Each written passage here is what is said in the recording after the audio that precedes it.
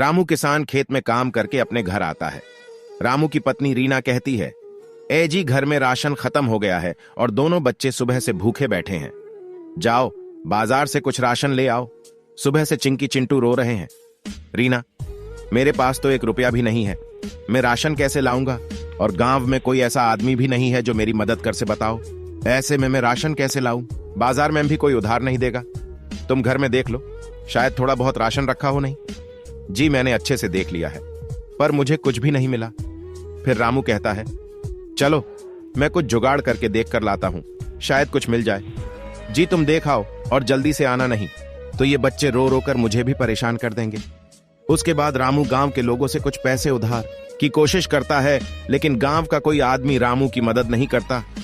रामू बेचारा हताश होकर जंगल के रास्ते से बाजार जाकर कुछ काम कर कर राशन लाने की सोचता है। रामू रास्ते से जा ही रहा होता है, लेकिन सुबह से चलता चलता रामू भी बहुत थक जाता है और रामू एक पेड़ के नीचे आराम करने बैठ जाता है।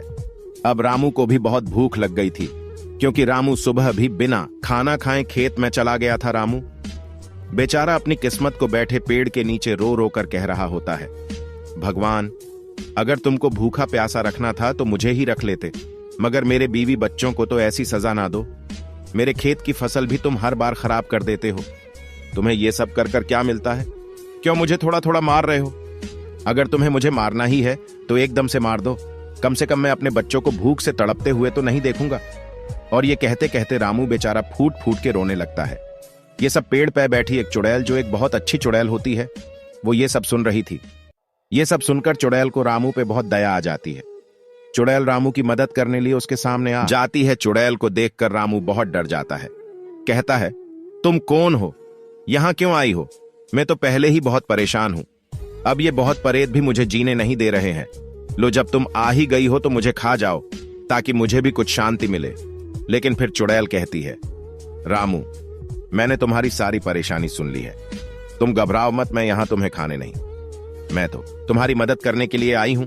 तुम्हारी बच्चों की भूख की बात सुनकर तुम्हारे पास मैं आई हूं।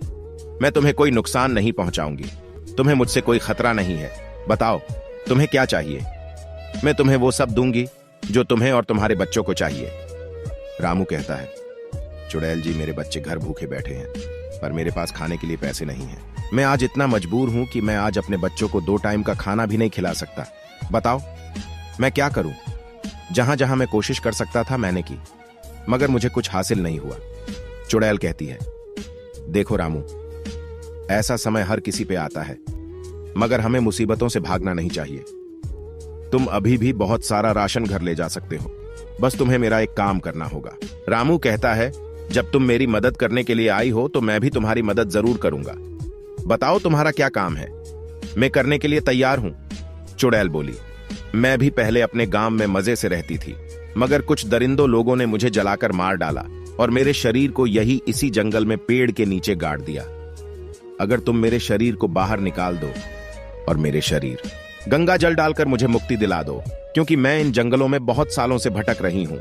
अगर तुम मुझे मुक्ति दिला दो तो मैं तुम्हें एक ऐसी वस्तु दूंगी जो तुम और तुम्हारे परिवार के सभी सदस्य पूरी और घर बैठकर खाना खा सकते हो और पूरी जिंदगी ऐश और आराम से जी सकते हो, और तुम्हारी पीढ़ी भी ऐश और आराम से जिंदगी जी सकती है। रामू कहता है, मैं अपनी मेहनत से अपने बीवी बच्चों का पेट भरना चाहता हूं, मैं हराम का नहीं खाना चाहता।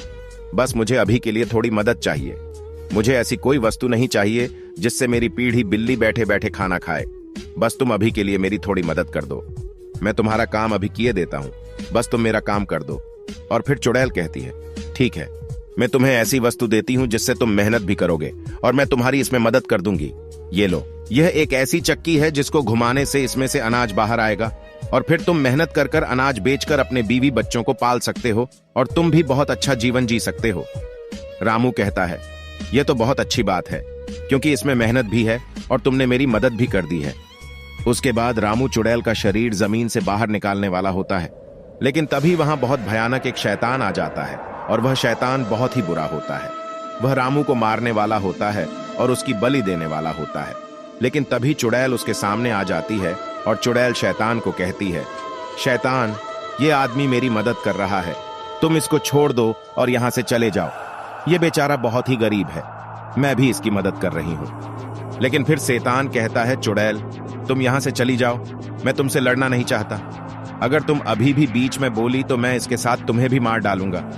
मुझे बस एक आदमी की ही जरूरत है, मैं इस आदमी की बलि देकर अमर बन जाऊंगा और फिर मुझसे ताकतवर इस दुनिया में कोई नहीं होगा। ये बस आखिरी बलि है। ये सुनकर चुड़ैल को काले भूत पर बहुत गुस्सा आ जाता है। फिर चुड़ैल अपनी सारी शक्तियां लगाकर काले भूत को मार डालती है और रामू की जान बचा लेती है। फिर रामू भी चुड़ैल के शरीर को आग लगा देता है और उसके आत्मा को मुक्ति दिला देता है और खुशी खुशी चक्की को लेकर घर चला जाता है। तो दोस्तों, अगर आपको वीडियो अच्छी लगी तो वीडियो को लाइक और चैनल पर नए हो तो चैनल को भी सब्सक्राइब जरूर करें।